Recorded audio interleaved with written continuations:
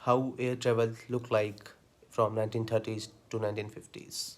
From the early days of flight and the golden age of travel, to modern-day airlines, air travel has changed a lot over the past century. Through this photo collection, we take a journey through time to show you what air travel looked like from the 1930s to the 1950s. While manned, heavier-than-air flight has been around since the early 1900s, it didn't really take off as a common endeavor for 2 decades. Post-WW1, the aviation industry really started to grow and many commercial airlines began operating.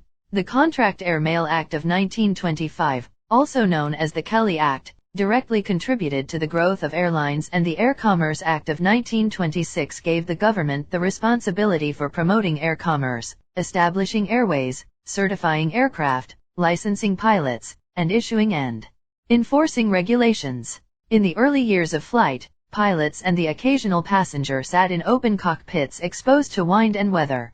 Even in Europe, where large transports carried passengers in comparative luxury, the ride was harsh, loud, and uncomfortable.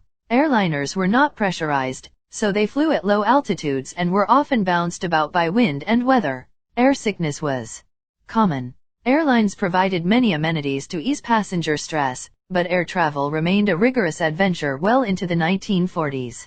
The years between World War I and World War II saw great advancements in aircraft technology. Airplanes evolved from low-powered biplanes made from wood and fabric to sleek, high-powered monoplanes made of aluminum, based primarily on the founding work of Hugo Junkers during the World War I period and its adoption by American designer William Bushnell Stout and Soviet designer Andrei Tupolev.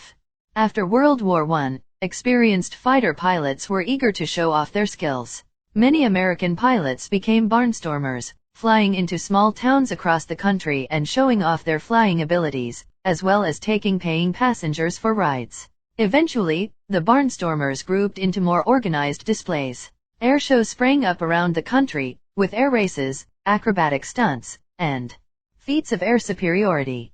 If you like this video, make sure you subscribe my channel.